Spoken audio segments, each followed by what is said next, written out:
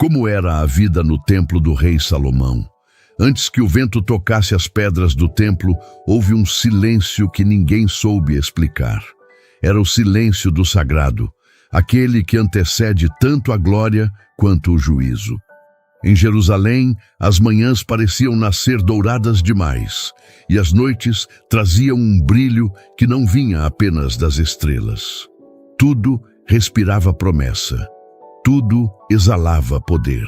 No alto das colinas, o ouro refletia o sol como se a própria terra houvesse aprendido a imitar o céu. Os homens trabalhavam em ordem, as tribos viviam em paz, e o nome do Senhor ainda ecoava com temor entre as muralhas. Era o tempo de um trono estável, de um povo próspero e de um rei cujo olhar parecia atravessar a própria alma dos que o serviam. Mas havia algo mais profundo do que o ouro, algo que se movia discretamente sob as fundações da grandeza. Nem todos percebiam, mas a grandeza tem um preço. E toda promessa feita diante do altar também carrega uma semente de prova.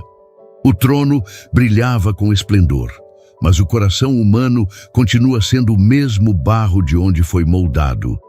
Ali, entre colunas ainda perfumadas pelo incenso e cânticos que tocavam o invisível, um mistério se formava. Não no templo, mas dentro daquele que o mandou erguer. O que nasce da sabedoria pode perecer no excesso, e o que foi dedicado ao Eterno pode se perder no som dos próprios louvores.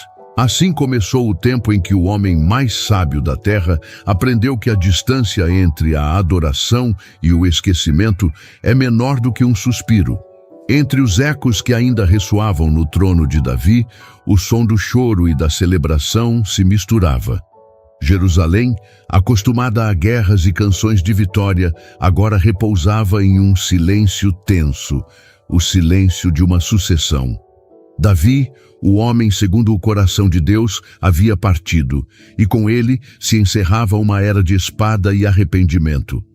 Em seu lugar, um jovem de semblante sereno e olhar introspectivo subia os degraus do trono. Seu nome, Salomão, significava paz. Mas a paz, no coração dos homens, nunca é simples. As paredes do palácio ainda guardavam o perfume dos ungüentos fúnebres.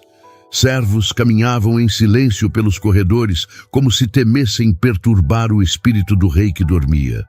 No pátio superior, a coroa repousava sobre um tecido escarlate, reluzindo sob a luz do amanhecer.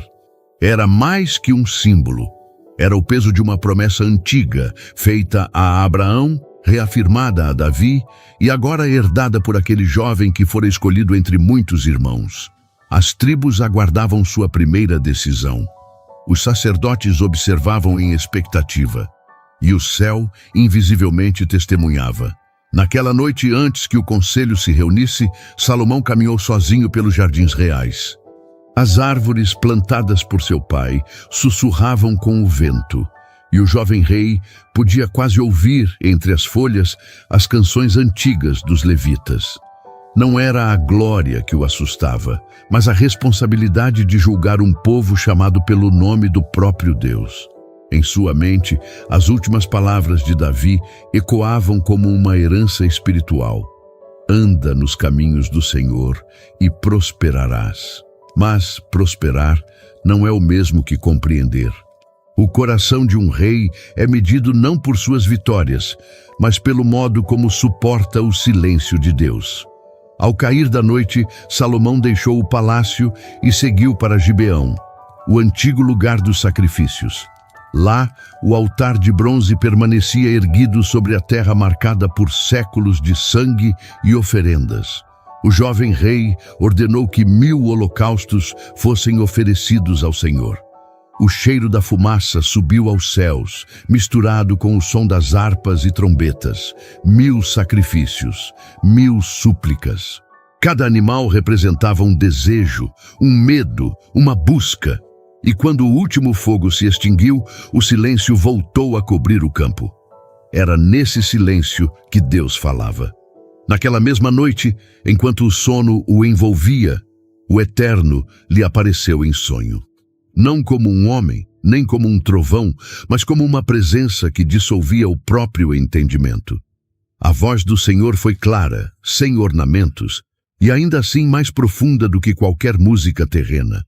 Pede-me o que queres que eu te dê. O universo parecia conter a respiração, aguardando sua resposta. Ele poderia pedir riqueza, domínio, vingança ou glória, mas suas palavras emergiram simples e verdadeiras. Dá ao teu servo um coração entendido, para discernir entre o bem e o mal. E ali, no silêncio de Gibeão, o pacto foi selado.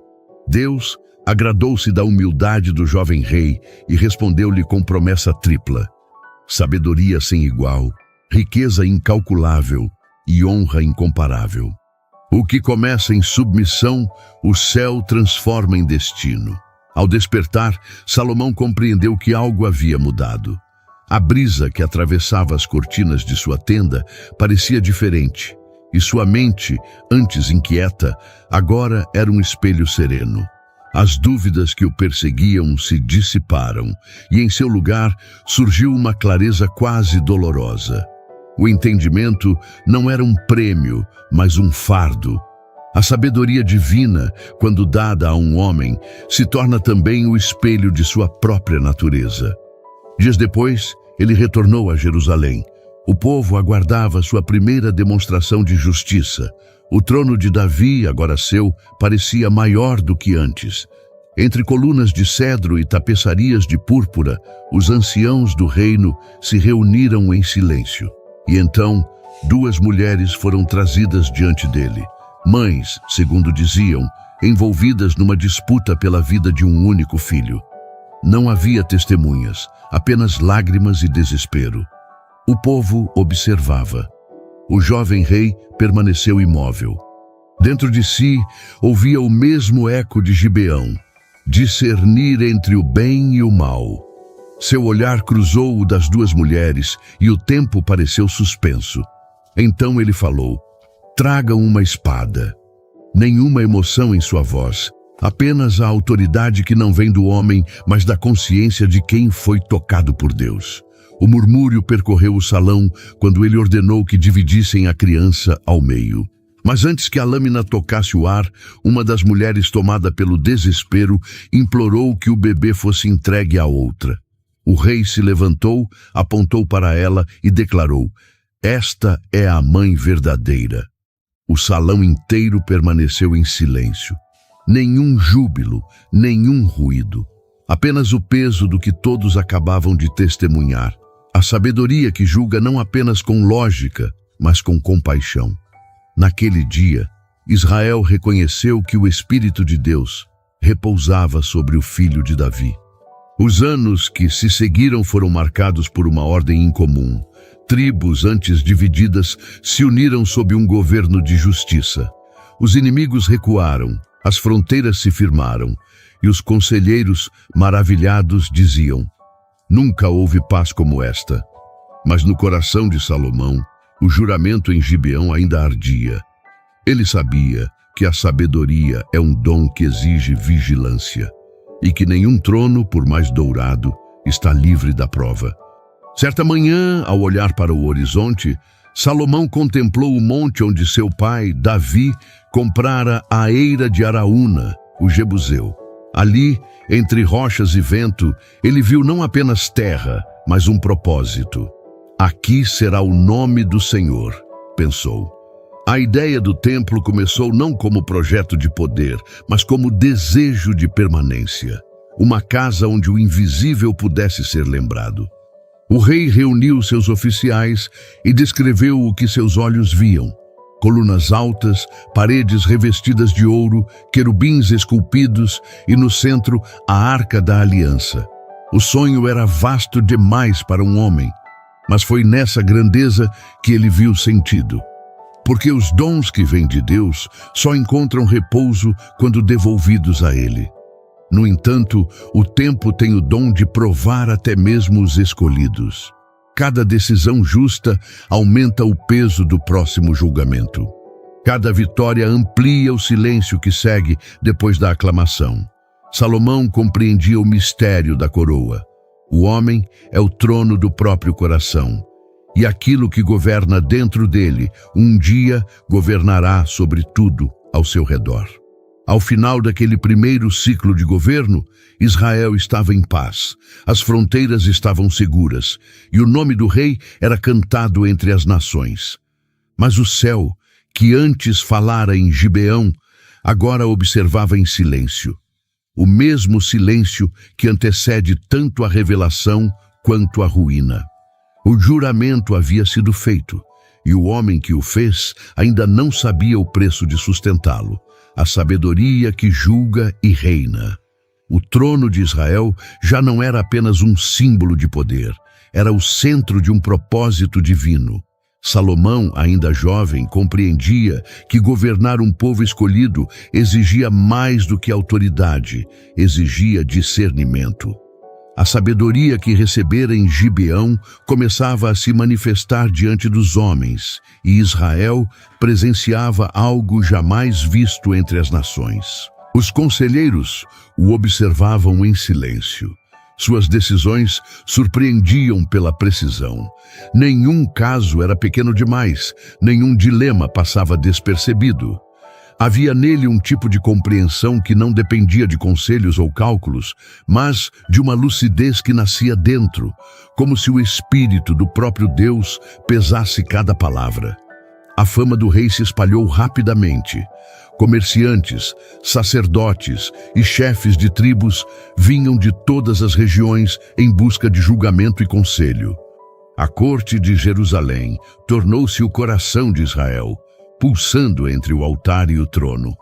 As decisões do rei moldavam não só o destino de homens, mas o próprio sentido da justiça no meio do povo. A fama da sabedoria do rei se espalhou rapidamente. De todos os lados vinham líderes, sacerdotes e estrangeiros em busca de conselho.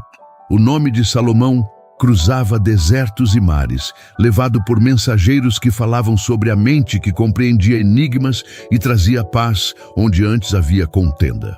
O rei estabeleceu juízes nas províncias e reorganizou os tribunais. Nenhum caso era pequeno demais e nenhuma decisão era precipitada. A justiça passou a refletir o caráter do trono. Israel, que antes conhecia guerras, agora conhecia a ordem. E em cada veredito justo, o povo via a mão de Deus sobre o rei. Sua sabedoria não se limitava à lei. Salomão falava das árvores do Líbano, as ervas que crescem nos muros, das estrelas e das águas profundas. Príncipes estrangeiros vinham ouvi-lo, maravilhados com o entendimento que fluía dele como um rio sereno. O conhecimento se tornara o novo exército de Israel, e a paz, sua maior fortaleza. Sob esse reinado, o ouro deixou de ser símbolo de poder e passou a ser sinal de bênção. O povo prosperava, as cidades cresciam e os salmos ecoavam pelas colinas. Era como se o próprio céu repousasse sobre Jerusalém. Mas dentro do rei, a consciência permanecia desperta. Toda sabedoria é dom, e todo dom exige vigilância. A sabedoria de Salomão não se limitava ao trono. Ele escreveu leis, compôs cânticos e provérbios. Falava sobre justiça, sobre o coração humano, sobre o temor do Senhor. Suas palavras corriam pelas aldeias, recitadas por sacerdotes e mestres. O povo via nele a imagem de um homem que compreendia o invisível. Alguém que não apenas governava, mas decifrava os mistérios da criação. Do Egito à Mesopotâmia, mensageiros levavam relatos sobre o rei, cuja mente superava a dos antigos sábios. Estrangeiros vinham para escutá-lo, e a corte tornou-se uma escola viva de conhecimento. Salomão falava das estrelas e das estações, das plantas e dos animais, dos caminhos da mente e das intenções do coração. Tudo o que dizia parecia ter origem em um lugar mais alto que a razão. A prosperidade cresceu como nunca. Os tributos das 12 tribos sustentavam um reino estável. Nenhum inimigo se levantava. Os exércitos permaneciam em descanso. As fronteiras estavam guardadas não pela espada, mas pela sabedoria. A paz, por fim, tornara-se a linguagem de Israel. Mesmo assim, o rei não se afastava do altar. A cada julgamento justo, ele subia ao pátio do templo ainda inacabado e orava.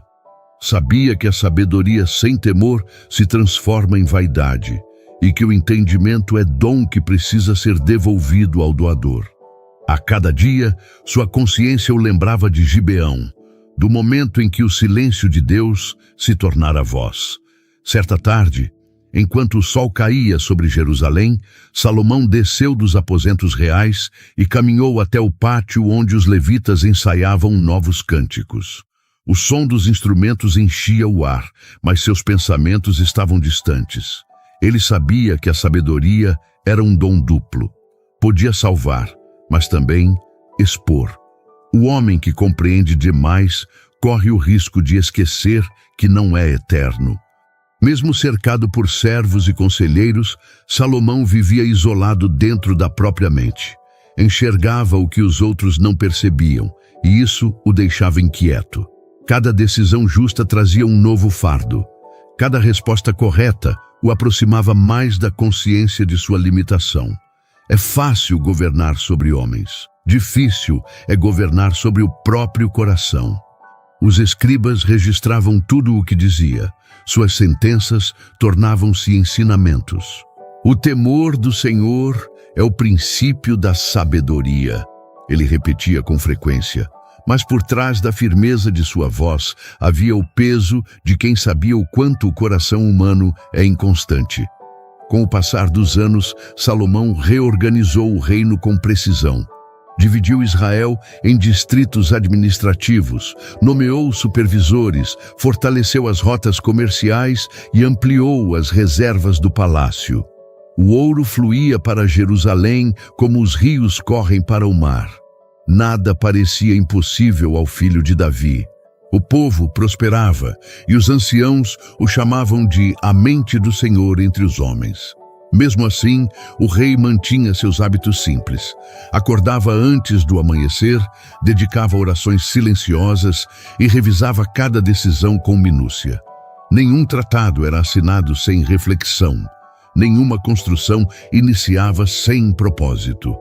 Ele via no equilíbrio o reflexo da vontade divina. O povo acreditava que aquele seria o tempo definitivo de Israel, o tempo em que o reino se tornaria luz entre as nações. E de fato tudo indicava que assim seria. A sabedoria do rei produzia justiça, a justiça gerava paz, e a paz atraía prosperidade. O ciclo era perfeito. Mas a sabedoria humana, por mais elevada que seja, nunca é completa. O conhecimento é uma lâmina de 2 gumes, corta a ignorância, mas também fere o orgulho. Salomão sentia isso em momentos de silêncio, quando o trono ficava vazio e o som do vento passava pelas colunas do palácio. Às vezes observava o horizonte e se perguntava se a sabedoria era bênção ou teste. Israel estava em segurança. Nenhum exército se movia, nenhuma ameaça se erguia. E ainda assim, o rei não encontrava descanso. A mente que compreende o todo é a mesma que percebe o vazio escondido dentro das vitórias. Ele via o tempo avançar e pressentia que toda glória carrega em si a sombra de sua própria queda. Naquele período, os cronistas registraram que a sabedoria de Salomão excedia a de todos os filhos do Oriente. Os povos vinham ouvir seus conselhos, levando presentes e tributos. Ele recebia a todos com serenidade, mas raramente demonstrava emoção. Como se a grandeza já não o impressionasse, como se já soubesse que a glória humana é apenas uma etapa do propósito divino. E assim, o trono se consolidou. A justiça se firmou em Israel, e a voz do rei passou a ser temida e reverenciada. Nenhum erro, nenhuma dúvida, nenhuma brecha. O governo era sólido, o povo confiante. A promessa feita em Gibeão parecia ter alcançado seu auge. Mas em todo auge existe uma linha invisível, um limite entre a luz e o excesso. E sem perceber, o homem mais sábio da terra começava a caminhar sobre ela. Quando o céu tocou a terra, O reino estava em paz. Nenhuma espada se erguia contra Israel, e as fronteiras se mantinham estáveis. Era o tempo da colheita, e o nome de Salomão se tornara sinônimo de estabilidade. Mas o rei sabia que a paz não é o fim de uma promessa, é o início de outra. Ele lembrava das palavras de seu pai, Davi: "Não me foi permitido construir a casa do Senhor, porque minhas mãos derramaram sangue." Agora, a responsabilidade recaía sobre ele. Era chegada a hora de erguer o templo que seu pai sonhara, o lugar onde o nome do Eterno habitaria entre os homens. O Monte Moriá, silencioso e árido, foi o ponto escolhido. Ali, Davi havia erguido um altar após deter a praga que devastava o povo. Agora, o mesmo solo seria o fundamento de uma obra destinada à eternidade. Salomão reuniu seus conselheiros e ordenou o início dos preparativos. Nada seria improvisado. Cada detalhe obedeceria à ordem divina transmitida pelas Escrituras.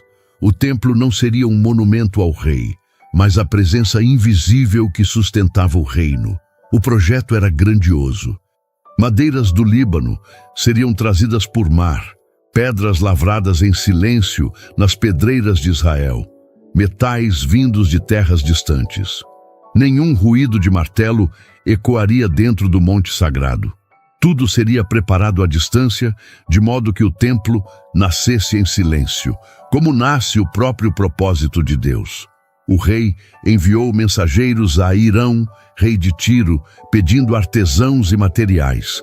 Em resposta, navios carregados de cedros, ciprestes e ouro começaram a cruzar o mar rumo a Jope. De lá, os blocos e as madeiras subiam até Jerusalém, levados por milhares de homens que trabalhavam sob a vigilância de oficiais.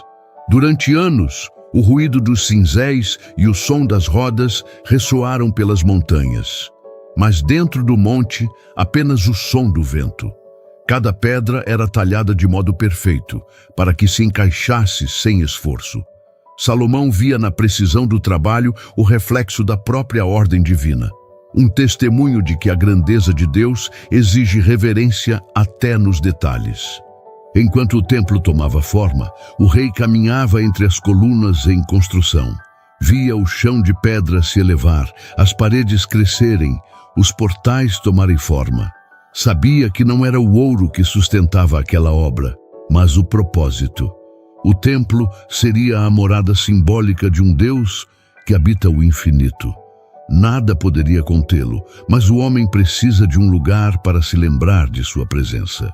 O edifício principal media 60 côvados de comprimento, 20 de largura e 30 de altura. 3 divisões o compunham: o pórtico, o lugar santo e o santo dos santos. Nesse último, apenas os sacerdotes poderiam entrar, e ali repousaria a Arca da Aliança. 2 querubins de madeira de oliveira, cobertos de ouro, foram esculpidos com asas estendidas de parede a parede. Suas faces voltavam-se para o centro, guardando o espaço onde o nome do Senhor seria invocado. O interior foi revestido com painéis de cedro, esculpidos com querubins, palmeiras e flores abertas, e cobertos com ouro puro. O brilho do metal refletia a luz das janelas estreitas, fazendo o templo parecer respirar. No pátio, um grande tanque de bronze. O mar de fundição repousava sobre 12 bois metálicos. Serviria para a purificação dos sacerdotes antes dos sacrifícios. Nenhum canto do templo ficou sem propósito. Tudo possuía medida, forma e significado. O ouro não estava ali para ostentação, mas para expressar o valor daquilo que o homem oferece a Deus. A beleza, no contexto sagrado, era uma forma de adoração. Durante a construção, Salomão mantinha a disciplina de consultar os sacerdotes e os anciãos. Cada detalhe era examinado à luz da lei de Moisés. Ele sabia que qualquer desvio, por menor que fosse, traria consequências espirituais. A sabedoria não o afastava do temor, apenas o tornava mais consciente da responsabilidade. Quando a estrutura finalmente se ergueu, O rei convocou todo Israel para a consagração. Tribos de norte a sul se dirigiram a Jerusalém. Era o maior ajuntamento desde os dias de Moisés. O povo trazia ofertas, cânticos e instrumentos. Os sacerdotes, vestidos de linho puro, preparavam-se para o momento mais esperado, a entrada da Arca da Aliança no lugar santíssimo. Salomão se postou à frente da multidão. Sua expressão era séria, como se o peso da eternidade estivesse sobre ele. Quando os levitas começaram a subir a escadaria, levando a arca, o silêncio tomou conta de todos. O som das trombetas se elevou e o povo se prostrou. Os sacerdotes atravessaram o pátio, subiram os degraus do templo e desapareceram atrás das cortinas de linho azul. Então, o impossível aconteceu. Uma nuvem desceu sobre o templo. Não era fumaça, mas glória. A presença do Senhor encheu o lugar com tal intensidade que os sacerdotes não conseguiram permanecer em pé. O povo caiu com o rosto em terra. Aquele era o sinal de aprovação divina. O Deus que habita o invisível havia aceitado a morada construída por mãos humanas. Salomão ajoelhou-se diante do altar, ergueu as mãos e orou. Senhor, Deus de Israel, não há outro como tu.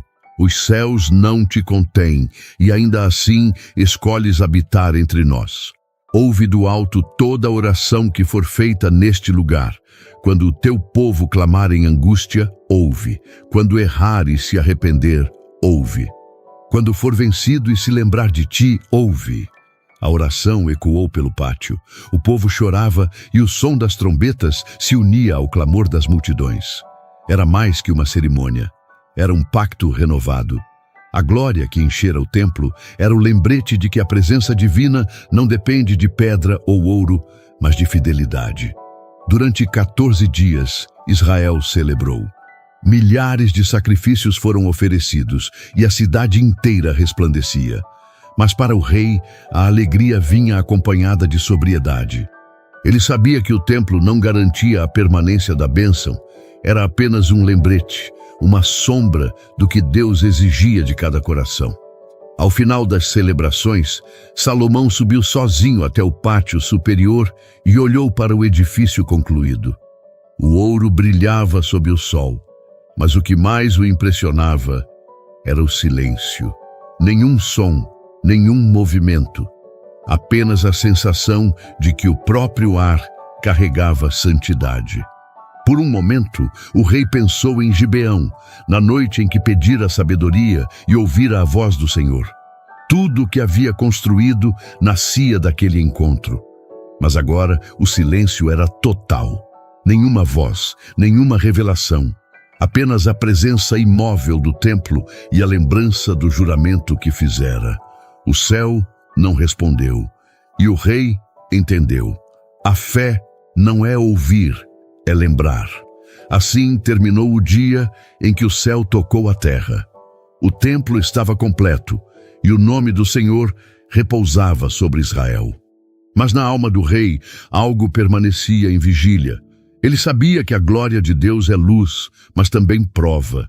E todo aquele que contempla essa luz precisa decidir se viverá para sustentá-la, ou se deixará que ela se apague dentro de si. O reino da abundância. O templo estava concluído e a presença de Deus repousava sobre Jerusalém.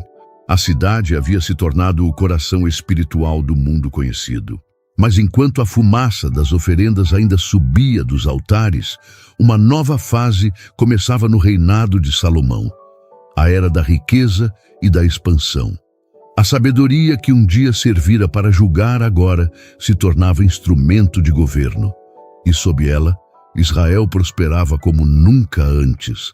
A paz nas fronteiras abriu caminho para o comércio. Estradas foram restauradas, caravanas começaram a cruzar os desertos e portos antes esquecidos voltaram à vida. O rei compreendia o valor da estabilidade. Sabia que a sabedoria também se expressa na administração. Estabeleceu tributos organizados, criou rotas seguras e construiu entrepostos para viajantes e mercadores. Em pouco tempo, Jerusalém passou a receber produtos vindos de terras distantes. Ouro de Ofir, especiarias da Arábia, marfim, tecidos, pedras raras. A abundância parecia não ter fim. As casas se multiplicavam. Os campos produziam em dobro e as cidades fronteiriças floresciam sob sua proteção. Mas no centro de toda essa prosperidade, o palácio do rei se destacava. Construído com madeira do Líbano e adornado com colunas de mármore, era mais que uma morada, era o símbolo da glória de Israel. E dentro dele, a mente de Salomão continuava incansável. Nenhum tratado era feito sem propósito, nenhuma aliança era firmada sem cálculo. O rei compreendia que o poder para permanecer precisa de equilíbrio. E assim, entre acordos diplomáticos e tratados comerciais, as fronteiras espirituais começaram a se entrelaçar com as políticas. Os reinos vizinhos buscavam aproximação. Egito, Tiro, Moabe, Amon, Edom, todos enviavam mensageiros a Jerusalém. O Egito foi o primeiro. O faraó, impressionado com a sabedoria do rei hebreu, ofereceu sua filha em casamento, selando uma aliança entre os dois povos. A proposta foi aceita. A princesa egípcia chegou acompanhada por uma comitiva grandiosa, carregando ouro, tecidos finos e perfumes exóticos. Salomão mandou construir para ela um palácio separado, fora da cidade de Davi, por respeito ao sagrado. Nenhum estrangeiro habitaria os lugares onde a arca do Senhor havia estado. Para os conselheiros, aquilo foi um gesto prudente, para os sacerdotes, um sinal de cautela. Mas aos olhos das nações, Israel acabava de se tornar uma potência diplomática. A filha do faraó em Jerusalém era a prova de que o pequeno reino dos hebreus agora era reconhecido como igual aos impérios da terra. O tempo seguiu e outras alianças foram formadas. De cada reino aliado vinham presentes, tributos e esposas. O trono de Salomão tornou-se também o centro das relações políticas do Oriente. Cada aliança trazia paz, mas também novas influências. As princesas estrangeiras chegaram com suas servas, seus costumes, suas canções e suas histórias.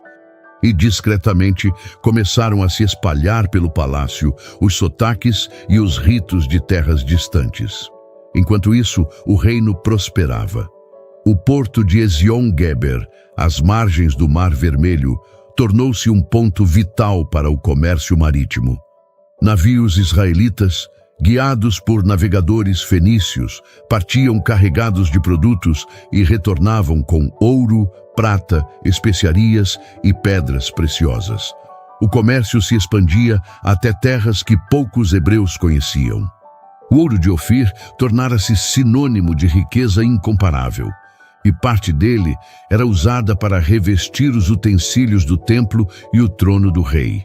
A cada ano chegavam a Jerusalém 666 talentos de ouro, sem contar impostos e tributos.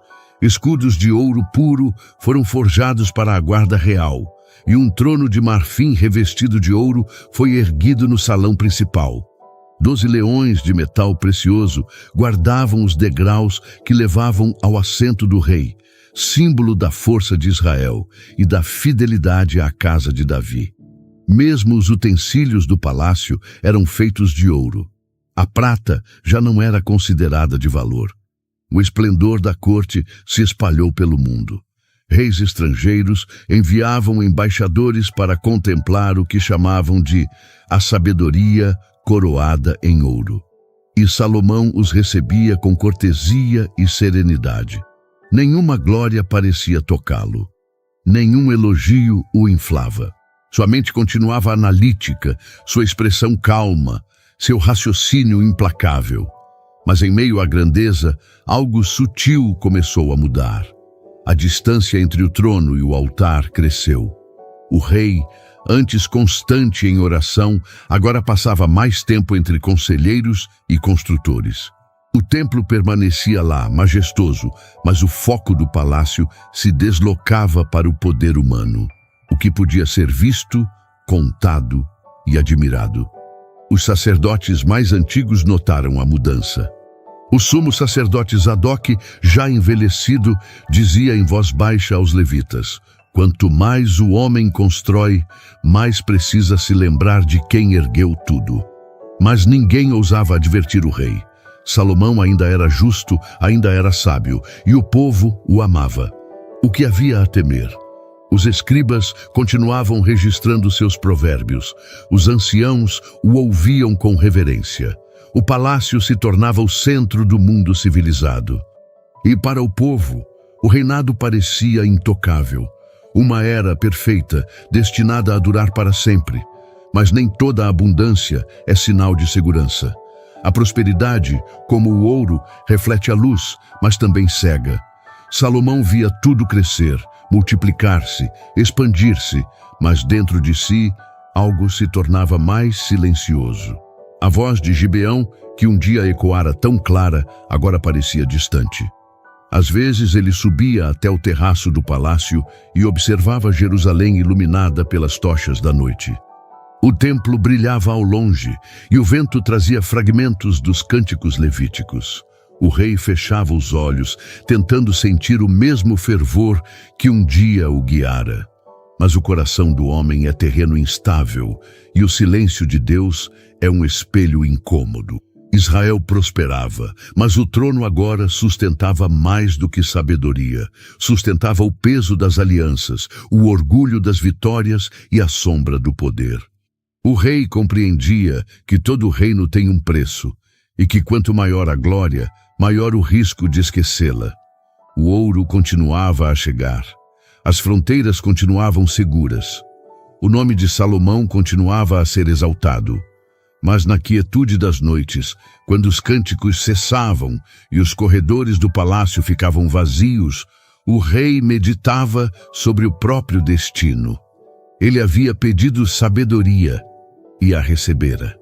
Havia construído o templo e fora honrado. Mas o silêncio que agora o acompanhava era diferente. Não o silêncio da presença divina, mas o da distância. E embora o povo visse apenas luz, o rei sabia: nenhuma era de abundância é eterna. 1000 mulheres e um coração dividido. Antes de continuarmos, se este conteúdo tem abençoado sua vida, curta, comente e compartilhe. Se inscreva no canal. E se quiser abençoar o canal, clique no botão Valeu Demais e deixe uma oferta de qualquer valor ou se torne membro. Assim, continuamos investindo em pesquisa e melhorias para abençoar ainda mais a sua vida. Continuando. O Palácio de Jerusalém havia se tornado uma cidade dentro da cidade. Suas muralhas abrigavam não apenas o trono, mas também um universo silencioso de câmaras, jardins e corredores, onde poucos podiam entrar. Ali, o rei que dominava o comércio e a política do Oriente também governava um império mais íntimo, o de suas alianças matrimoniais. O harém de Salomão crescia a cada estação como parte de uma rede diplomática que sustentava a paz e ampliava a influência de Israel. Mas o que começou como estratégia tornou-se pouco a pouco um reino à parte, governado por vozes e memórias que o rei não podia controlar. 700 esposas de sangue real e 300 concubinas ocupavam os pátios internos. Cada uma representava uma nação, um tratado, uma promessa. As paredes do harém guardavam línguas diferentes, costumes opostos e crenças diversas. Servas estrangeiras circulavam pelos corredores, trazendo perfumes e adornos que jamais haviam sido vistos em Israel. Era um mundo de silêncio e luxo, isolado do povo, mas próximo demais do trono. No início, o rei via tudo como parte de sua sabedoria política. Cada união era um elo de paz, uma ponte entre reinos que antes se enfrentavam com espada. As alianças garantiam estabilidade, e a estabilidade sustentava a prosperidade. O raciocínio era lógico, e a lógica sempre fora sua fortaleza. Mas a mente mais sábia do mundo não é imune ao que o coração deseja compreender. Entre aquelas mulheres, a filha do faraó mantinha um lugar especial. Sua chegada havia sido um marco para Israel. Filha de um deus entre os egípcios, agora esposa de um homem que servia ao Deus invisível. Para ela, Salomão mandara construir uma residência própria, separada da cidade de Davi. Era uma precaução espiritual e também uma distinção política. Nenhum estrangeiro deveria habitar os lugares que haviam sido tocados pela Arca da Aliança.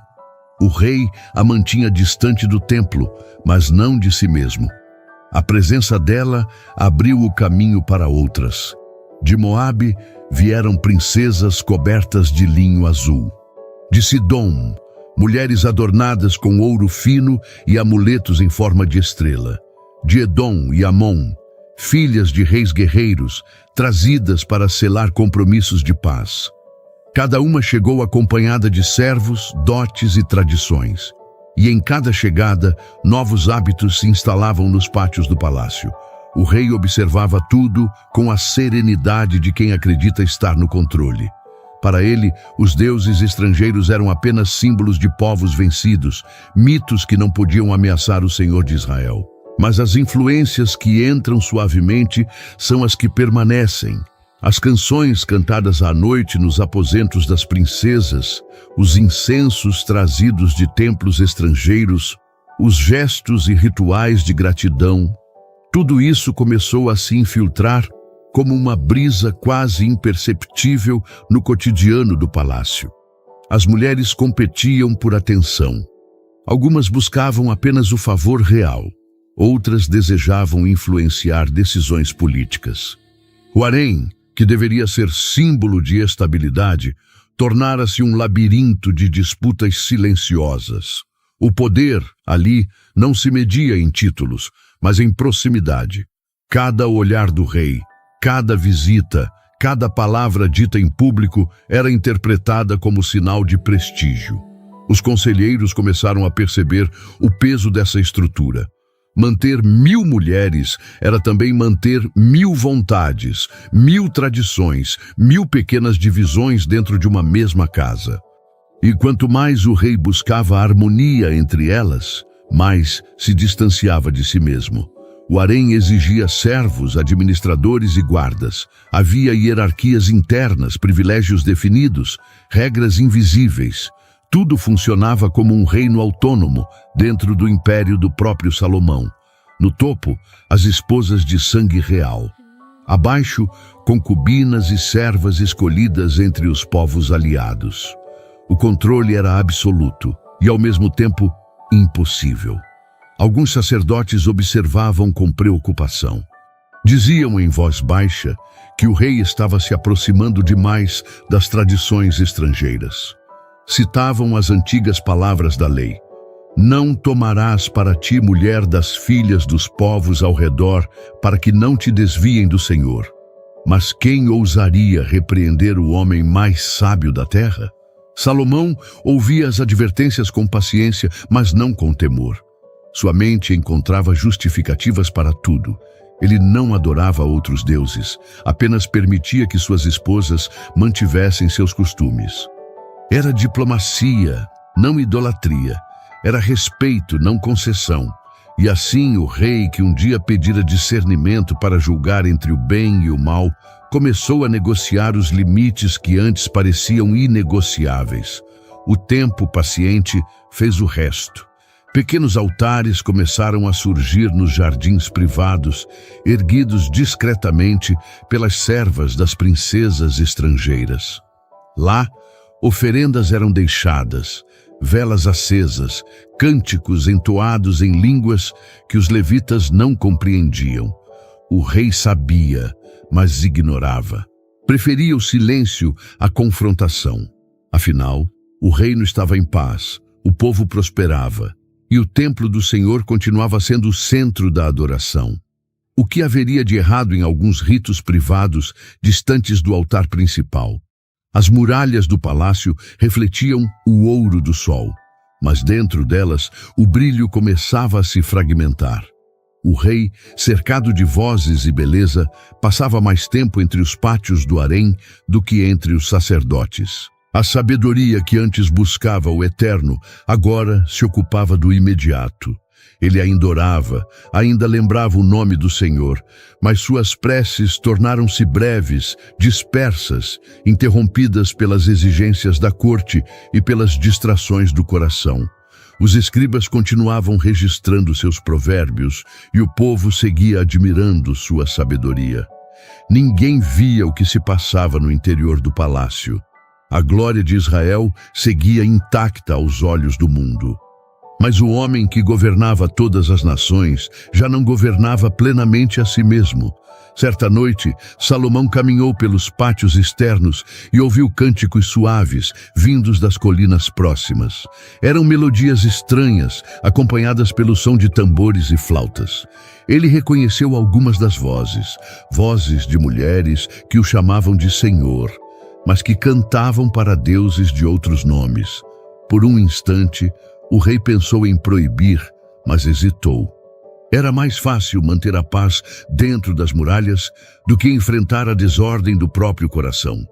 A sabedoria lhe dera poder, mas o poder lhe cobrava o silêncio. E o silêncio, quando prolongado, se torna esquecimento. No dia seguinte, Salomão voltou ao trono, sereno como sempre, nenhum traço de inquietação em seu rosto. O povo o saudava com louvor, os conselheiros o seguiam com obediência, mas dentro do palácio, os cânticos estrangeiros continuavam, misturando-se aos salmos de Israel. E assim, o homem que dominava as fronteiras do mundo começou a perder o domínio sobre os limites da própria alma. Altares pagãos e o silêncio de Deus. Os dias em Jerusalém tornaram-se longos e silenciosos. O templo, erguido para ser morada do Eterno, permanecia de pé, dourado sob o sol. Mas dentro de suas colunas, o som da adoração já não era o mesmo. Os levitas ainda cantavam, os sacerdotes ainda sacrificavam, mas algo invisível se alterara. O fervor diminuíra e o rei raramente aparecia entre os altares. O trono que antes se curvava diante de Deus agora permanecia distante, cercado por vozes humanas e por outras vozes vindas de mais longe. As colinas ao redor de Jerusalém começaram a mudar. De longe, os pastores viam novas estruturas sendo erguidas, pequenas no início, mas distintas. Altares de pedra, torres de madeira, colunas com inscrições estrangeiras. Não eram construções israelitas. Eram tributos, levantados discretamente por ordem das esposas estrangeiras. O rei sabia, e não impediu. O harém, outrora símbolo de alianças políticas, transformara-se em um templo múltiplo. Cada mulher trazia o peso de sua devoção ancestral. Havia quem se prostrasse a Astarote, deusa dos Sidônios, quem queimasse incenso a Moloque, deus de Amon, quem clamasse por Quemos de Moabe. O rei, que julgara com perfeição os corações de seu povo, agora se tornava tolerante demais com os deuses de outros reinos. A sabedoria, sem vigilância, se transformara em condescendência. Os sacerdotes tentaram adverti-lo. Um deles, descendente de Zadok, foi ao palácio e implorou que os altares fossem destruídos. Salomão o ouviu em silêncio. Sua resposta foi calma, mas fria. Cada povo adora como compreende. A justiça é também tolerância. O homem se retirou em pranto. Para ele, o rei confundia sabedoria com neutralidade e o sagrado com o político. Com o tempo, as colinas ao leste da cidade se encheram de altares.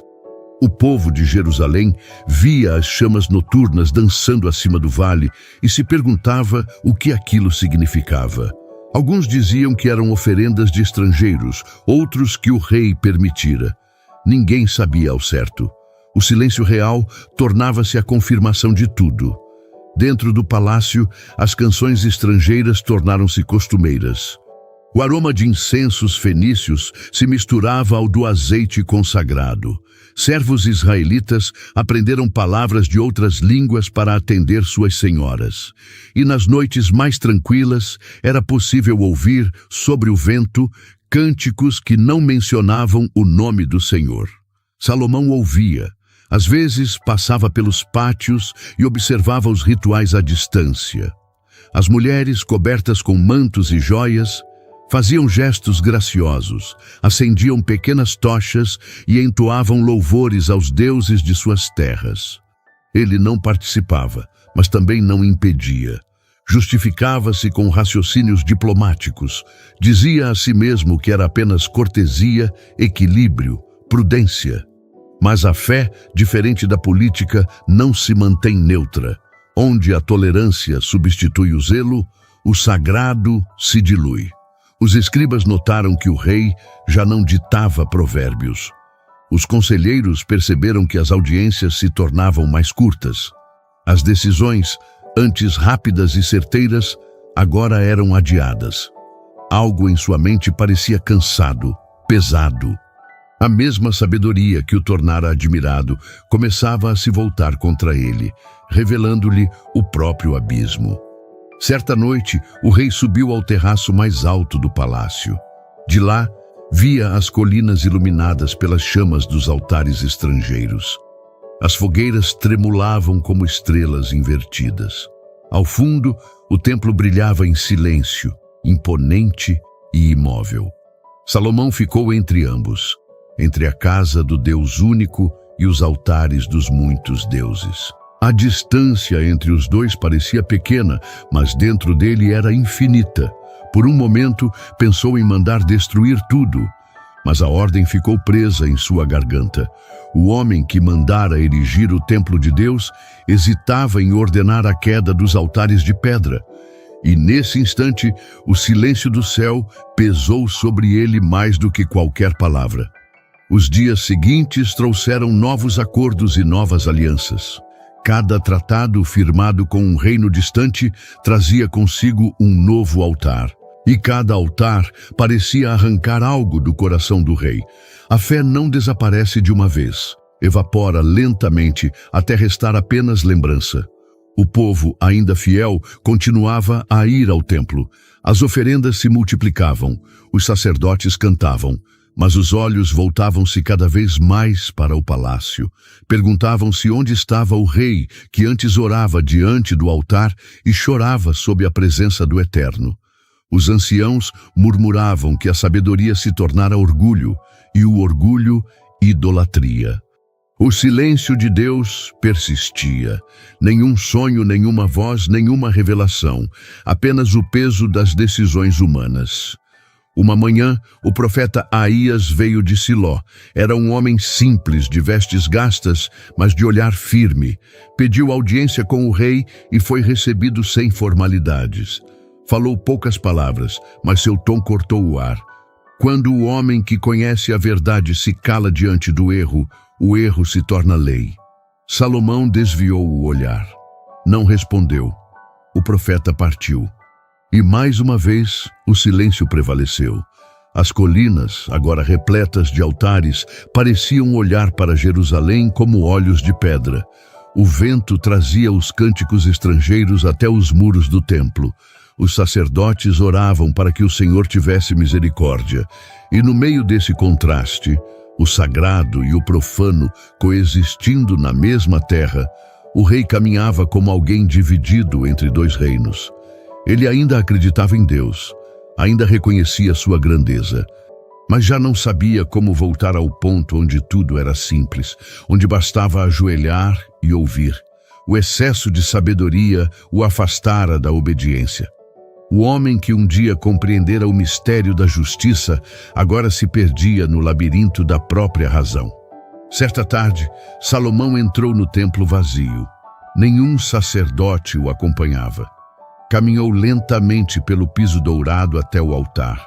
A luz atravessava as janelas estreitas e refletia nas paredes cobertas de ouro. Por alguns instantes, ele ficou imóvel diante da Arca da Aliança. Recordou Gibeão, lembrou-se da voz que um dia lhe dissera: "Pede-me o que queres que eu te dê." Mas naquele dia, nenhuma voz respondeu.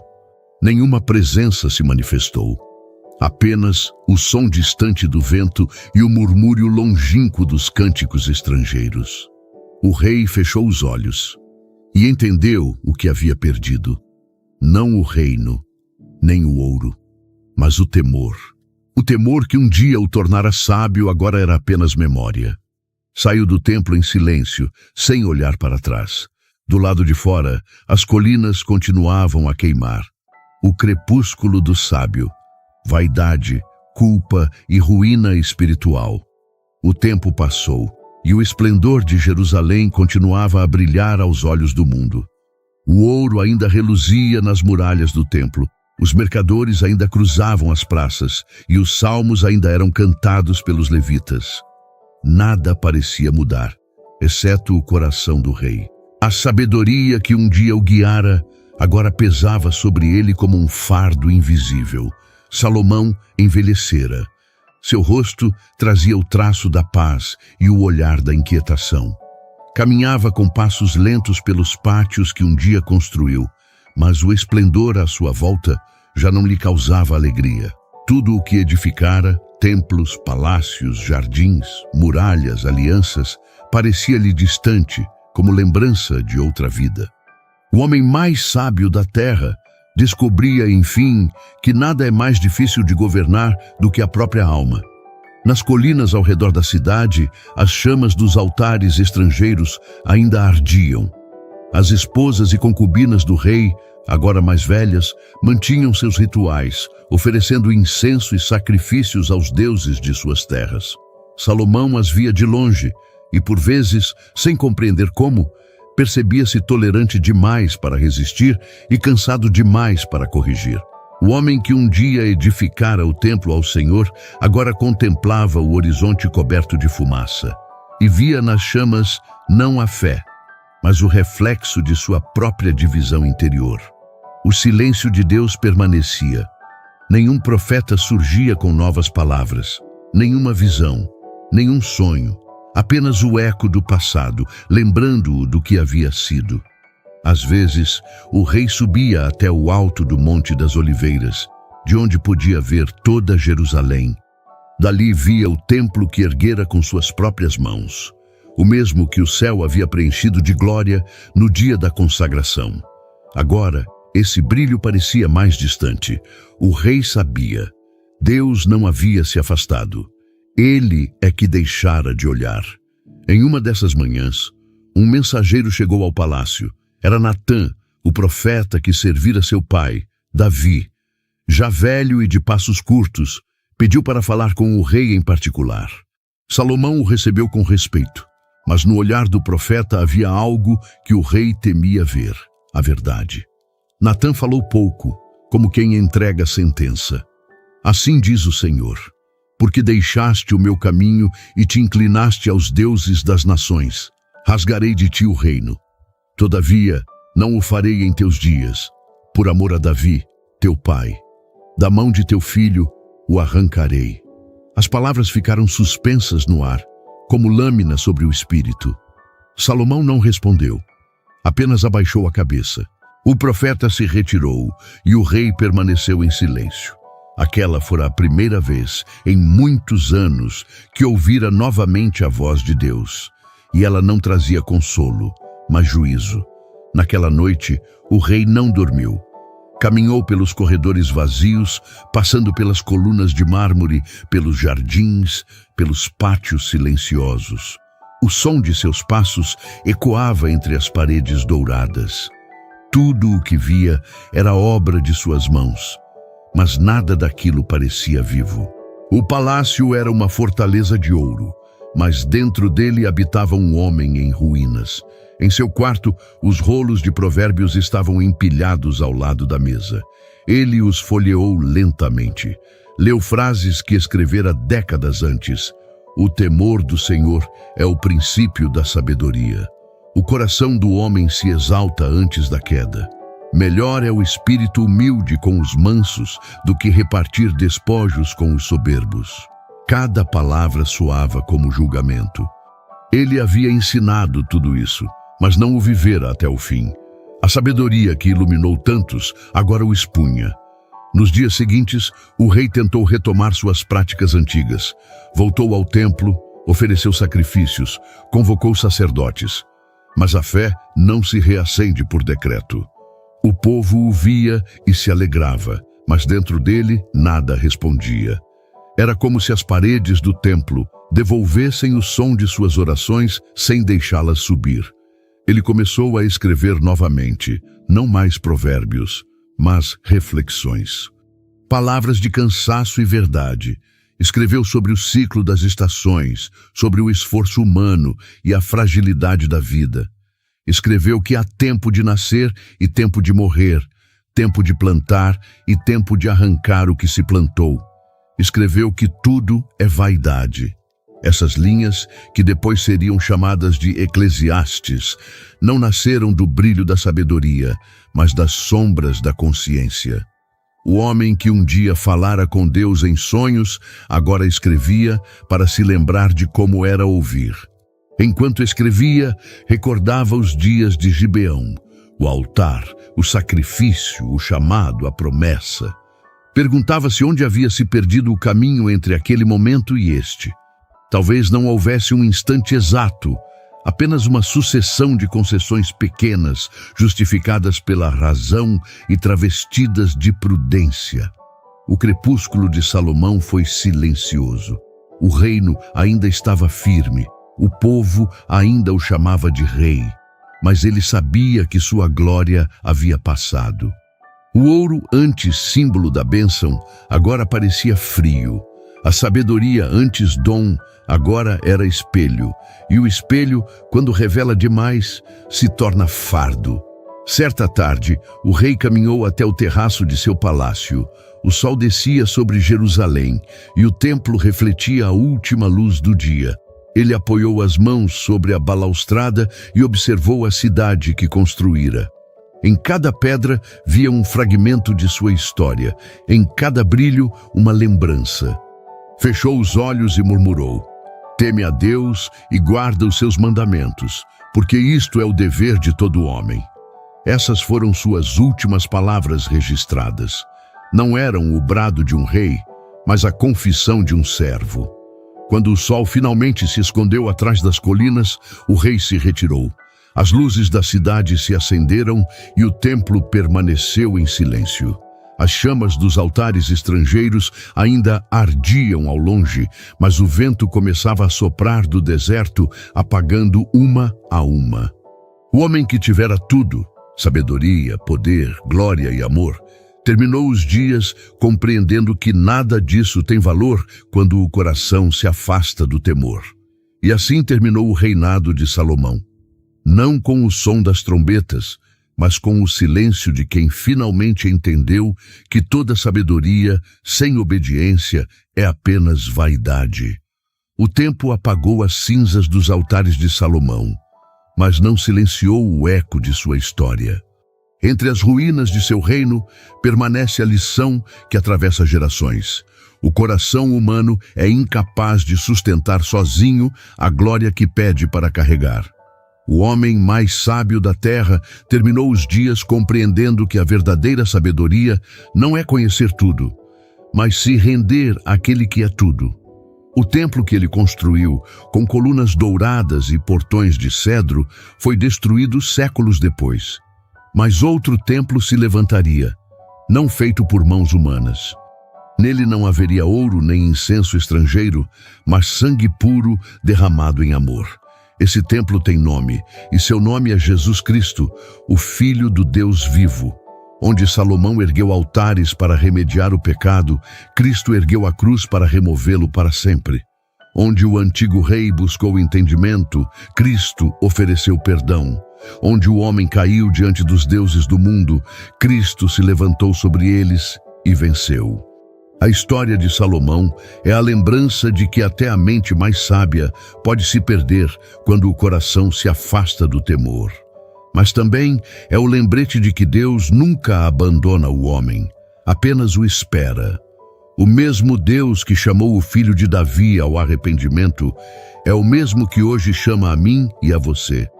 Não importa quantos altares do passado ainda ardem dentro de nós.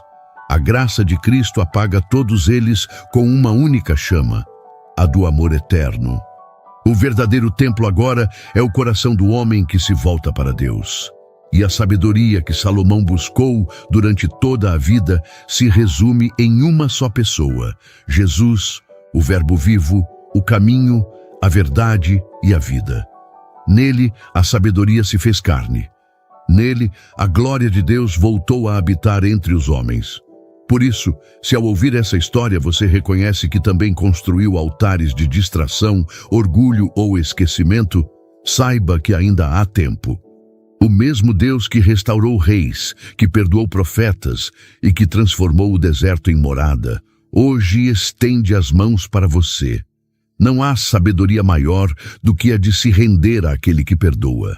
Não há trono mais alto do que o da graça.